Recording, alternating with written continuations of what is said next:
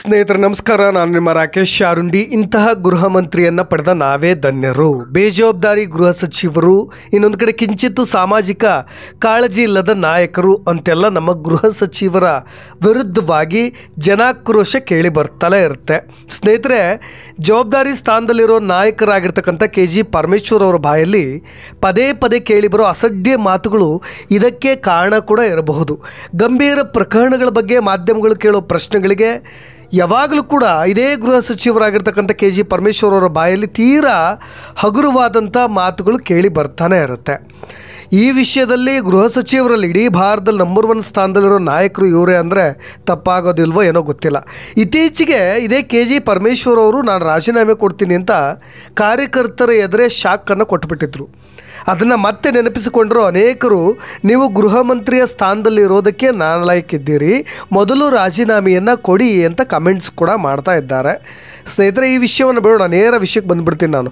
ಬೆಂಗಳೂರಿನ ಸುದ್ದುಗುಂಟಪಾಳ್ಯ police station ಲಿಮಿಟ್ಸ್ನಲ್ಲಿ ಒಬ್ಬ ದುಷ್ಕರ್ಮಿ ಬಾಲಕಿಯನ್ನು ಫಾಲೋ ಮಾಡ್ತಾ ಹೋಗಿ ಲೈಂಗಿಕ ಕಿರುಕುಳವನ್ನು ಕೊಟ್ಟುಬಿಟ್ಟಿದ್ದ. ಬೆಂಗಳೂರಿನ ಸುದ್ದುಗುಂಟೆಪಾಳ್ಯದ ಭಾರತಿ ಲೇಔಟ್ನ 1ನೇ ಕ್ರಾಸ್ನಲ್ಲಿ ಕಳೆದ ಏಪ್ರಿಲ್ 3 ಅಂದರೆ ಗುರುವಾರ ತಡರಾತ್ರಿ ಮನೆಗೆ ನಡೆದುಕೊಂಡು ಹೋಗ್ತಾ ಇದ್ದಂಥ ಇಬ್ಬರು ಯುವತಿಯರನ್ನ ಹಿಂಬಾಲಿಸ್ಕೊಂಡು ಹೋದಂಥ ಒಬ್ಬ ಹುಡುಗ ಓರ್ವ ಯುವತಿಯನ್ನು ಏಕಾಏಕಿ ತಪ್ಪಿಕೊಂಡು ಆಕೆಯ ಖಾಸಗಿ ಭಾಗಗಳನ್ನೆಲ್ಲ ಸ್ಪರ್ಶ ಮಾಡಿ ಲೈಂಗಿಕವಾಗಿ ದೌರ್ಜನ್ಯ ಎಸಗಲಿಕ್ಕೆ ಮುಂದಾಗಿಬಿಟ್ಟಿದ್ದ. ಇದು ತುಂಬ ವೈರಲ್ ಆಗಿತ್ತು. ಅದಕ್ಕೆ ಸಂಬಂಧಪಟ್ಟ ಹಾಗೆ CCTV ದೃಶ್ಯಗಳು ಕೂಡ ಭಾಳಷ್ಟು ಕಡೆ ಈಗಾಗಲೇ ವೈರಲ್ ಕೂಡ ಆಗಿದೆ. ಇದೇ ರೀತಿಯಾಗಿ ರಾತ್ರೋರಾತ್ರಿ ಹೆಣ್ಣುಮಕ್ಕಳು ನಿರ್ಭೀತಿಯಿಂದ ಓಡಾಡಲಿಕ್ಕೆ ಭಯಪಡುವಂತಹ ವಾತಾವರಣ ಬೆಂಗಳೂರಿನಲ್ಲಿ ನಿರ್ಮಾಣವಾಗಿದೆ. ಅದು ನಿಮಗೆಲ್ರಿಗೂ ಕೂಡ ಗೊತ್ತಿರೋ ವಿಚಾರ. ಸಿಲಿಕಾನ್ ಸಿಟಿ ಹೆಣ್ಣುಮಕ್ಕಳಿಗೆ ಯಾವತ್ತೂ ಕೂಡ ಹಗಲಿರಲಿ ರಾತ್ರಿ ಇರಲಿ ಅದು ಸೇಫ್ ಅಲ್ಲ ಅನ್ನೋದು ಇತ್ತೀಚೆಗೆ ನಡೆದಂಥ ಅನೇಕ ಘಟನೆಗಳು ಅದಕ್ಕೆ ಸಾಕ್ಷಿಯಾಗಿ ಪುರಾವೆಯಾಗಿ ನಿಲ್ತವೆ. ಇಂತಹ ಘಟನೆಗಳು ಪದೇ ಪದೇ ಪುನರಾವರ್ತನೆ ಆಗ್ತಿರೋ ಬಗ್ಗೆ ನಮ್ಮ ಗೃಹ ಸಚಿವರನ್ನು ಪ್ರಶ್ನೆ ಮಾಡಿದ್ರೆ ಅವ್ರು ಕೊಟ್ಟಂಥ ಉತ್ತರ ಇದೆಲ್ಲ ಮಾಮೂಲಿ, ಕಾಮನ್ ಅಂತ ಉತ್ತರವನ್ನು ಕೊಟ್ಟುಬಿಟ್ಟಿದ್ದಾರೆ. ಈ ಹಾರಿಕೆ ಉತ್ತರ ಏನಿದೆಯಲ್ಲ ಇದು ಜನರನ್ನ ಈಗ ಕೆರಳುವಂತೆ ಮಾಡಿದೆ.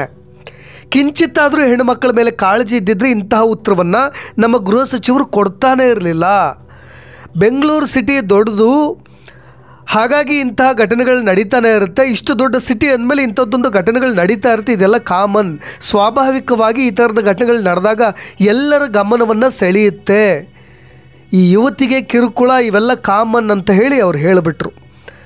ಅಲ್ಲೊಂದು ಇಲ್ಲೊಂದು ಇಂತಹ ಘಟನೆಗಳು ಸ್ವಾಭಾವಿಕವಾಗಿ ಜನರ ಗಮನವನ್ನು ಸೆಳೆಯುತ್ತದೆ ಅಂತ ಹೇಳಿ ಬೇಜವಾಬ್ದಾರಿ ಹೇಳಿಕೆ ನಮ್ಮ ಗೃಹ ಸಚಿವರ ಬಾಯಲ್ಲಿ ಬಂದಿದ್ದೇ ತಡ ಈಗ ವಿರೋಧ ಪಕ್ಷದ ನಾಯಕರು, ಒಂದಿಷ್ಟು ಸಾರ್ವಜನಿಕರು ಎಲ್ಲರೂ ಕೂಡ ಆಕ್ರೋಶವನ್ನು ವ್ಯಕ್ತಪಡಿಸ್ತಾ ಇದ್ದಾರೆ. ಇಂತಹ ಉಡಾಫೆ ಉತ್ತರ ನೀಡಿರೋದು ಕರ್ನಾಟಕದ ಕಾನೂನು ಸುವ್ಯವಸ್ಥೆಯನ್ನು ಕಾಪಾಡಬೇಕಾಗಿದ್ದಂಥ ದೊಡ್ಡ ಜವಾಬ್ದಾರಿ ಸ್ಥಾನದಲ್ಲಿ ಇರ್ತಕ್ಕಂತಹ ನಮ್ಮ ಗೃಹ ಸಚಿವರು ಅನ್ನೋದು ನಮಗೀಗ ಸದ್ಯ ನಾಚಿಕೆಗೇಡಿನ ಸಂಗತಿ ಆಗಿರೋದು. ಹಾಗಾಗಿ ಈ ಥರದೊಂದು ಆಕ್ರೋಶ ಕೇಳಿ ಬರ್ತಾ ಇರೋದು. ಸ್ನೇಹಿತರೆ, ಇದು ಮೊದಲ ಬಾರಿಯಾಗಿದ್ದರೆ ಎಲ್ಲರೂ ಕೂಡ ಅದನ್ನು ಬಿಟ್ಬಿಡ್ತಾ ಇದ್ದರೆ ಏನೋ ಗೊತ್ತಿಲ್ಲ. ಆದರೆ ನಮ್ಮ ಗೃಹ ಸಚಿವರು ಇದೇ ಮೊದಲೇನಲ್ಲ ಈ ಥರದ ಮಾತುಗಳನ್ನ ಆಡಿರೋದು. ಇದೇ ರೀತಿಯಾದಂಥ ಅನೇಕ ಬಾರಿ ಅಸಡ್ಡೆಯ ಹಗುರವಾದಂಥ ಮಾತುಗಳನ್ನಾಡಿ ಪದೇ ಪದೇ ಪೇಚಿಗೆ ಸಿಗಾಕೊಳ್ತಾನೆ ಇರ್ತಾರೆ. ನಮ್ಮ ಗೃಹ ಮಂತ್ರಿಗಳು ತಪ್ಪಾದ ಮೇಲೆ ಅದನ್ನು ತುಂಬ ನಾಜೂಕಾಗಿ ತ್ಯಾಪೆಯನ್ನು ಸರಿ ಮಾಡುವ ಕೆಲಸವನ್ನು ಕೂಡ ಅನೇಕ ಬಾರಿ ಮಾಡಿದ್ದಾರೆ ಕೂಡ. ಅದನ್ನು ಈ ಬಾರಿಯೂ ಕೂಡ ಅದೇ ರೀತಿಯಾದಂಥ ಕೆಲಸವನ್ನು ಮಾಡಿದ್ರು. ಅಂದರೆ ನಾನು ಹೆಣ್ಣು ಮಕ್ಕಳ ಬಗ್ಗೆ ನನಗೆ ತುಂಬ ಕಾಳಜಿ ಇದೆ, ನಿರ್ಭಯ ಹೆಸರಲ್ಲಿ ಏನೆಲ್ಲ ಕೆಲಸಗಳನ್ನು ಮಾಡಿದ್ದೇನೆ ಅನ್ನೋದನ್ನ ನಿಮಗೆ ಸಾಕ್ಷ್ಯ ಸಮೇತ ತೋರಿಸ್ತೀನಿ, ಅದ್ರ ಕುರಿತಾಗಿಯೇ ಒಂದು ಕಾರ್ಯಕ್ರಮವೂ ಕೂಡ ಮಾಡಿಬಿಡೋಣ ಅಂಥೇಳಿ ಅವರು ಮಾಡಿರ್ತಕ್ಕಂಥ ಅನೇಕ ಈ ನಿರ್ಭಯ ಹೆಸರಲ್ಲಿ ಹೆಣ್ಣು ಮಕ್ಕಳ ಪರವಾಗಿ ಮಾಡಿರ್ತಕ್ಕಂಥ ಸಾಧನೆಗಳ ಪಟ್ಟಿಯಲ್ಲಿ ಲಿಸ್ಟನ್ನು ನೋಡಲಿಕ್ಕೆ ಮತ್ತೊಂದು ಕಾರ್ಯಕ್ರಮವನ್ನು ನಿಗದಿಪಡಿಸಬೇಕಾಗಿದೆ. ಇದು ಸದ್ಯ ದುರ್ದೈವದ ಪರಿಸ್ಥಿತಿ. ನಾನು ಏನು ಹೇಳೋದು ಅಂದರೆ ಇದು ಒಂದು ಇಷ್ಟು ಸಂವೇದನಾಶೀಲ ಕೇಸ್ಗಳು ಸಂಬಂಧಪಟ್ಟ ಹಾಗೆ, ಈ ಥರದ ಕೇಸ್ಗಳು ಸಂಬಂಧಪಟ್ಟ ಹಾಗೆ ಮಾತನಾಡಬೇಕಾದ್ರೆ ಒಬ್ಬ ಗೃಹ ಮಂತ್ರಿಗಳು ಎಷ್ಟು ಸೂಕ್ಷ್ಮವಾಗಿ ಆ ಕೇಸನ್ನ ನೋಡಬೇಕಾಗತ್ತೆ, ಅವರ ಉತ್ತರಗಳು ಹೇಗೆ ಇರಬೇಕಾಗತ್ತೆ, ಜೊತೆಗೆ ಈ ಸರ್ಕಾರದ ಅಸಮರ್ಥತೆ ಯಾವ ರೀತಿಯಾಗಿದೆ, ಕಾನೂನು ಸುವ್ಯವಸ್ಥೆಯನ್ನು ಕಾಪಾಡುವಲ್ಲಿ ಎಷ್ಟು ವಿಫಲರಾಗಿದ್ದಾರೆ ಅನ್ನೋದನ್ನ ಎತ್ತಿ ತೋರಿಸ್ತಕ್ಕಂಥ ಪ್ರಕರಣಗಳಿದು. ಹಾಗಾಗಿ ಗೃಹ ಸಚಿವರು ಆಡಿರ್ತಕ್ಕಂಥ ಮಾತುಗಳು ಅವರ ಮನಸ್ಥಿತಿಯ ದ್ಯೋತಕವಾಗಿದೆ ಅನ್ನೋದು ಸದ್ಯದ ಅನೇಕರ ಅಭಿಪ್ರಾಯ ಕೂಡ. ಈ ಥರದ ಕ್ಷುಲ್ಲಕ ಹೇಳಿಕೆಯನ್ನು ನೀಡ್ತಕ್ಕಂಥ ಗೃಹ ಮಂತ್ರಿಗಳ ಮನಸ್ಥಿತಿ ಹೇಗಿದೆ ಅನ್ನೋದರ ಸಾಂಕೇತಿಕವಾಗಿದೆ ಅಂತ ಅನೇಕರು ಅಭಿಪ್ರಾಯವನ್ನು ಕೂಡ ಪಡ್ತಾ ಇದ್ದಾರೆ. ಸ್ನೇಹಿತರೆ, ಇದೊಂದೇ ಕೇಸ್ನಲ್ಲಿ ಅಲ್ಲ, ಹಂಪಿಯಲ್ಲಿ ಇಸ್ರೇಲ್ ಮಹಿಳೆ ಮೇಲೆ ನಡೆದಂಥ ದೌರ್ಜನ್ಯದ ವಿಷಯ, ದೇವನಹಳ್ಳಿ ಬಿಹಾರ ಮಹಿಳೆ ಮೇಲೆ ನಡೆದಂಥ ಘಟನೆ ಸಂಬಂಧವಾಗಿಯೂ ಕೂಡ, ಜೊತೆಗೆ ಬೀದರ್ನಲ್ಲಿ ATM ದರೋಡೆ ಆಗಿದ್ದು, ಇಂತಹ ಅನೇಕ ಕೇಸ್ಗಳಲ್ಲೂ ಕೂಡ ಗೃಹ ಮಂತ್ರಿಗಳು ಇಂಥದ್ದೇ ಮಾತುಗಳ ಮುಖಾಂತರವಾಗಿ ವಿರೋಧವನ್ನು ಕಟ್ಕೊಳ್ತಾ ಬರ್ತಾ ಇದ್ದಾರೆ.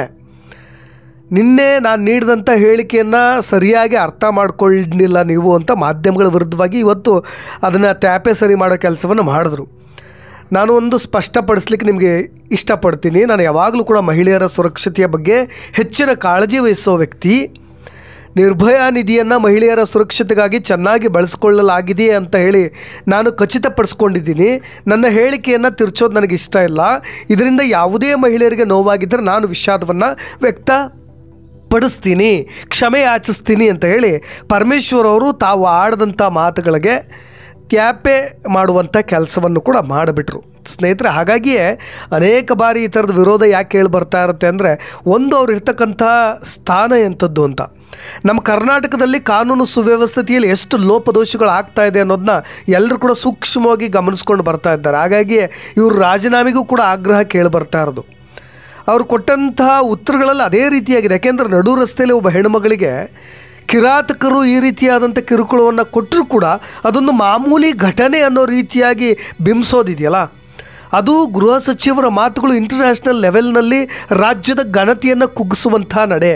ಅದು ಇನ್ಯಾರೋ ಒಬ್ಬರು ಮಾತನಾಡಿದರೆ, ಒಬ್ಬ ಸಾಮಾನ್ಯ ವ್ಯಕ್ತಿ ಮಾತನಾಡಿದರೆ ಇದನ್ನು ಪಕ್ಕಕ್ಕೆ ಸರಿಸುವ ಮಾತುಗಳಿತ್ತು. ಆದರೆ ಗೃಹ ಸಚಿವರು ಎಲ್ಲೆಲ್ಲಿ ಏನೆಲ್ಲ ಲೋಪದೋಷಗಳಾಗ್ತಾ ಇರುತ್ತೆ, ಕಾನೂನು ಸುವ್ಯವಸ್ಥೆ ಎಲ್ಲೆಲ್ಲಿ ಎಡವಟ್ಟಾಗ್ತಾ ಇರುತ್ತೆ, ಅದನ್ನೆಲ್ಲವನ್ನು ಕೂಡ ಸರಿಪಡಿಸ್ತಕ್ಕಂಥ ಒಬ್ಬ ಜವಾಬ್ದಾರಿ ಸ್ಥಾನದಲ್ಲಿರ್ತಕ್ಕಂಥವ್ರು. ಅವರ ಪ್ರತಿಕ್ರಿಯೆಗಳು ಈ ರೀತಿಯಾಗಿರುತ್ತೆ ಅಂದರೆ ಅದಕ್ಕೆಲ್ಲರಿಗೂ ಕೂಡ ಸಹಜವಾಗಿ ಆಕ್ರೋಶ ಕೇಳೇ ಬರುತ್ತೆ. ಇದೊಂದು ನಿಜವಾದಂಥ ದುರ್ದೈವದ ಸಂಗತಿ ಅಂತ ಹೇಳಿಯೇ ಈಗಾಗಲೇ BJP ರಾಜ್ಯಾಧ್ಯಕ್ಷರಾಗಿರ್ತಕ್ಕಂಥ BY ವಿಜಯೇಂದ್ರ ಅವರು, ವಿಪಕ್ಷ ನಾಯಕ ಆರ್ ಅಶೋಕರು ಕೂಡ ಟೀಕೆ ಮಾಡ್ತಾ ಇರೋದು.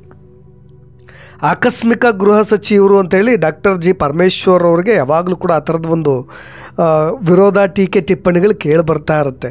ಅವ್ರು ಕೊಟ್ಟಂಥ ಅವ್ರ ಹುದ್ದೆ ಇದೆಯಲ್ಲ, ಅದನ್ನು ಅವರು ಸರಿಯಾಗಿ ಸಮರ್ಥವಾಗಿ ನಿಭಾಯಿಸ್ತಕ್ಕಂಥ ವ್ಯಕ್ತಿಯೇ ಅಲ್ಲ, ಅವರು ಅದಕ್ಕೆ ಫಿಟ್ಟೇ ಅಲ್ಲ ಅನ್ನೋದು ಅನೇಕರ ಅಭಿಪ್ರಾಯ ಕೂಡ ಹೌದು. ಯಾಕೆಂದರೆ ರಾಜ್ಯದಲ್ಲಿ ಪ್ರತಿನಿತ್ಯ ಆ ಥರದ ಒಂದು ಮಾನಭಂಗ ಆಗಿರ್ಬೋದು, ದೌರ್ಜನ್ಯ ಆಗಿರ್ಬೋದು, ಹಲ್ಲೆ ಪ್ರಕರಣಗಳಾಗಿರ್ಬೋದು, ಈ ಥರದ ಸಾವಿರಾರು ಘಟನೆಗಳು ನಡೀತಾನೆ ಇರುತ್ತೆ. ಇಂಥ ಘಟನೆಗಳು ಕೇಳಿ ಬರ್ತಾನೆ ಇರುತ್ತೆ. ಆದರೆ ಇದ್ರ ಬಗ್ಗೆ ರಿಯಾಕ್ಟ್ ಮಾಡಬೇಕಾದ್ರೆ ಮಾತ್ರ ಪದೇ ಸೋಲ್ತಾ ಇರ್ತಕ್ಕಂಥದ್ದು. ಅದಕ್ಕೋಸ್ಕರವಾಗಿಯೇ ನಾಲಾಯಕ ಕಾಂಗ್ರೆಸ್ ಸರ್ಕಾರದಲ್ಲಿ ಹೆಣ್ಣುಮಕ್ಕಳು, ಮಹಿಳೆಯರು ನಿರ್ಭೀತಿಯಿಂದ ಓಡಾಡುವ ಪರಿಸ್ಥಿತಿಯೇ ಇಲ್ಲದಂತಾಗಿದೆ ಅಂತ ಹೇಳಿ ಆರ್ ಅಶೋಕ್ ಅವರು ವಿರೋಧವನ್ನು ವ್ಯಕ್ತಪಡಿಸ್ತಾ ಇರೋದು. ಇನ್ನೊಂದು ಕಡೆ ಬೆಂಗಳೂರಿನಂಥ ನಗರಗಳಲ್ಲಿ ಅಲ್ಲೊಂದು ಇಲ್ಲೊಂದು ಲೈಂಗಿಕ ಕಿರುಕುಳದಂಥ ಘಟನೆಗಳು ಸಾಮಾನ್ಯ ಅಂತ ಹೇಳಿರ್ತಕ್ಕಂಥ ಕರ್ನಾಟಕ ಗೃಹ ಸಚಿವ ಡಾಕ್ಟರ್ G ಪರಮೇಶ್ವರ್ ಅವರ ತೆಲ್ದಂಡವಾಗಬೇಕು, ಅವರು ರಾಜೀನಾಮೆಯನ್ನು ಕೂಡಲೇ ಕೊಡಬೇಕು. ಕಾಂಗ್ರೆಸ್ ಪ್ರಮುಖರಾಗಿರ್ತಕ್ಕಂಥ ರಾಹುಲ್ ಗಾಂಧಿ ಹಾಗೂ ಪ್ರಿಯಾಂಕಾ ವಾದ್ರಾ ಪರಮೇಶ್ವರ್ ಅವರಿಂದ ರಾಜೀನಾಮೆಯನ್ನು ಪಡಿಬೇಕು ಅಂತ ಹೇಳಿ ಒತ್ತಾಯಿಸ್ತಾ ಇರೋದು. ಓಕೆ, ಇದೆಲ್ಲ ರಾಜಕೀಯದ ಆಟ, ಅವರೆಲ್ಲ ರಾಜಕೀಯ ಬೇಳೆಗಳನ್ನು ಬೇಯಿಸ್ಕೊಳ್ಳಿಕ್ಕೆ ಅವ್ರನ್ನ ವಿರೋಧ ಮಾಡ್ತಾ ಇರ್ಬೋದು, ಅದೇನೇ ಇರಲಿ. ಆದರೆ ಸಾಮಾನ್ಯ ವ್ಯಕ್ತಿಯಾಗಿ ನಾವು ಹೇಳೋದು ಅದೇ, ಒಬ್ಬ ರಾಜ್ಯದ ಗೃಹ ಸಚಿವರು ಎಚ್ಚರಿಕೆಯ ಮಾತುಗಳನ್ನು ಆಡಬೇಕಾಗತ್ತೆ, ಎಚ್ಚರಿಕೆಯ ನಡೆಯನ್ನು ಇಡಬೇಕಾಗತ್ತೆ. ಹೆಚ್ಚಾಗಿ ಅವರ ಪ್ರತಿಕ್ರಿಯೆಗಳು, ಅವ್ರ ರಿಯಾಕ್ಷನ್ಸ್ಗಳು, ಅದ್ರ ಮೇಲೆ ಕ್ರಮವನ್ನು ತೆಗೆದುಕೊಳ್ಳೋ ವಿಷಯಗಳು ಕೂಡ ಅವರು ಕಾಂಗ್ರೆಸ್ನ ಪ್ರತಿನಿಧಿಯಾಗಿ ವರ್ತಿಸದೆ ಇಡೀ ರಾಜ್ಯದ ಪ್ರತಿನಿಧಿಯಾಗಿ ವರ್ತಿಸಬೇಕಾಗತ್ತಾ. ಅದಕ್ಕೋಸ್ಕರವಾಗಿ ಅನೇಕ ಘಟನೆಗಳು, ಆ ಥರದ ಅನೇಕ ದೌರ್ಜನ್ಯಗಳು ನಡೆದಾಗಲೂ ಕೂಡ ಅವರ ಕುಟುಂಬ ಅಥವಾ ವ್ಯಕ್ತಿ ಯಾವ ಪಕ್ಷಕ್ಕೆ ಸೀಮಿತನಾಗಿದ್ದಾನೆ, ಈ ಕೇಸನ್ನು ಯಾರು ಹೆಚ್ಚು ಎನ್ಕರೇಜ್ ಮಾಡ್ತಾ ಇದ್ದಾರೆ, ಇದರ ಆಧಾರದ ಮೇಲೆ ಆ ಕೇಸನ್ನ ಟೇಕ್ ಆಫ್ ಮಾಡೋದಾಗಲಿ, ಆ ಥರದ ಕ್ರಿಯೆಗಳು ನಡೀಬಾರ್ದು. ಅದು ಅನೇಕ ಬಾರಿ ನಡೆದಿದೆಯೇನೋ ಅಂತ ನಮ್ಮ ರಾಜ್ಯದ ಈ ಗೃಹ ಸಚಿವರ ವಿಚಾರದಲ್ಲಿ ಅನ್ನಿಸ್ತಾ ಇರುತ್ತೆ. ಅದಕ್ಕೋಸ್ಕರವಾಗಿ ಈ ಥರದ ವಿರೋಧಗಳು ಪದೇ ಕೇಳಿ ಬರ್ತಾ ಇರೋದು. ಅದೇನೇ ಇರಲಿ, ಗೃಹ ಸಚಿವರು ತಿದ್ಕೊಳ್ತಾರಾ ಅಥವಾ ಪದೇ ಇದೇನೇ ಮುಂದುವರಿಸ್ತಾರಾ ಅನ್ನೋದೇ ಮುಂದೆ ನಾವೆಲ್ಲರೂ ಕೂಡ ಕಾದು ನೋಡಬೇಕಾಗಿರ್ತಕ್ಕಂಥ ಸಂಗತಿ ಅಂತ ಹೇಳ್ತಾ ಇನ್ನಷ್ಟು ಅಪ್ಡೇಟ್ಸ್ಗಳೊಂದಿಗೆ ಮತ್ತೆ ಬರ್ತೀನಿ. ನಾನು ರಾಕೇಶ್ ಶಾರುಂಡಿ, ಧನ್ಯವಾದ.